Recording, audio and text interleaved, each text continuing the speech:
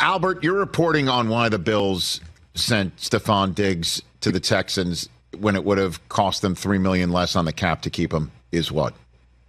Yeah, so a couple things. I think the first thing is the obvious, which, like it has been sort of an annual thing that they've, dealt with some drama off the field. And I think going through the thing in minicamp last year is not a non-factor. So there is the thought that eventually you're going to have to move past all of that. And so that's there.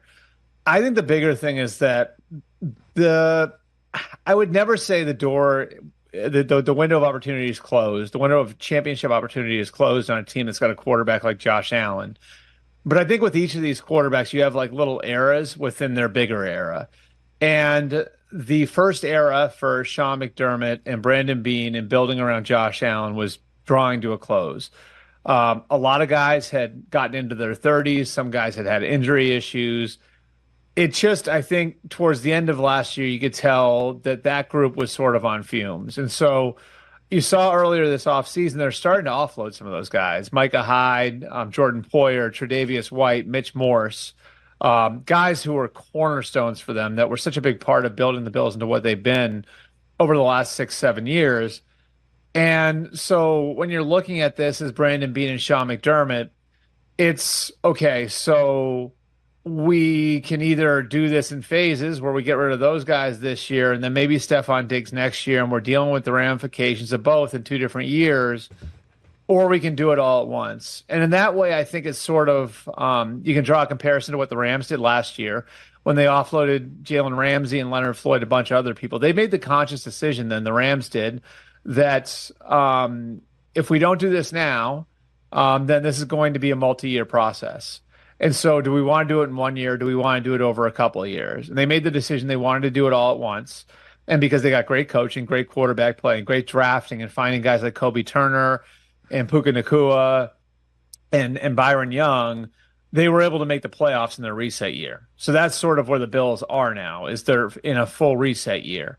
It doesn't mean they can't win, but they have to get great coaching, great quarterbacking, and great drafting to get through it. And so I think all of that added up to, like this being the time to do it, especially when you consider the value they got back and getting what was the rough equivalent of a low second-round pick.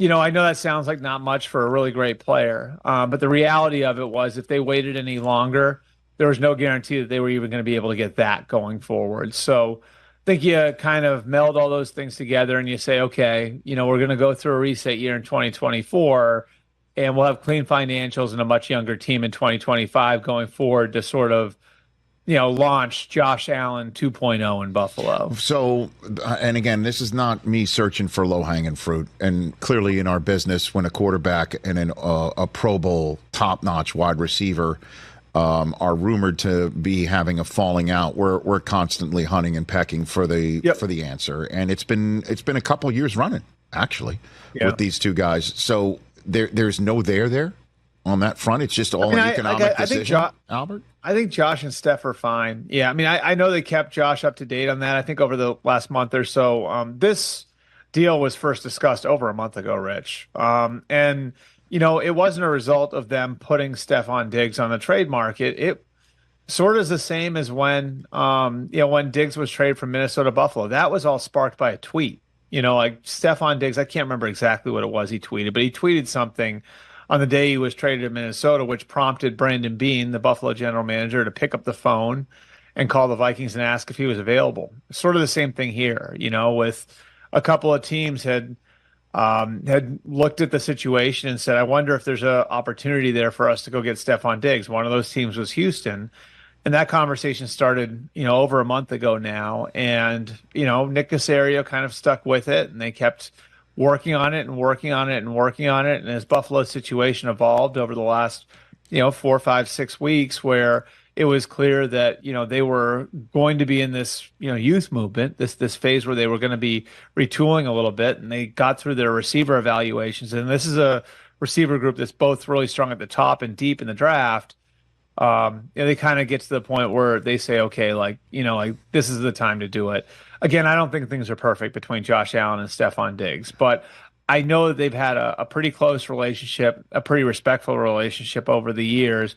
their competitiveness, the two of them, could get the best of them at times. But I don't think that this is like Josh Allen picking up the phone and saying, get this guy out of town. Okay, I'm glad to hear that. And so, what's the genesis or the story behind the way the Texans handled Diggs's contract as soon as he was on their team, where they wiped out a bunch of years and he's essentially on a walk year right now? Why do that? Yeah, I think it's a good faith thing. I think it's a good faith thing in saying like we'd love to have a longer term relationship with you. But like for right now, let's work through this. And I think Diggs had the motivation to maybe get one more bite of the financial apple, and this allows him to go and do that. It's going to be very difficult for the Texans to franchise him based on what that number will be in 2025. And so, Stephon Diggs effectively has a freeway to free agency now, which gives him great bargaining power. He's 30 years old. So, is the way last year ended, is that a harbinger that, things, like might be going in the wrong direction? It's possible. That's what happens sometimes with older receivers. But I think it does, give the Texans a chance to get a very motivated Stephon Diggs, not that he wouldn't be otherwise, because of how competitive he is. And if you look at where the Texans are financially too, after they're going to be looking at paying Nico Collins after this year. And then, obviously down the line, budgeting for Will Anderson and CJ Stroud. And so they're going to have some bigger numbers coming down the pike, over the next few years. But they have this opportunity now while CJ Stroud's on a rookie contract and Will Anderson's on a rookie contract. And so I view it as them taking advantage of that.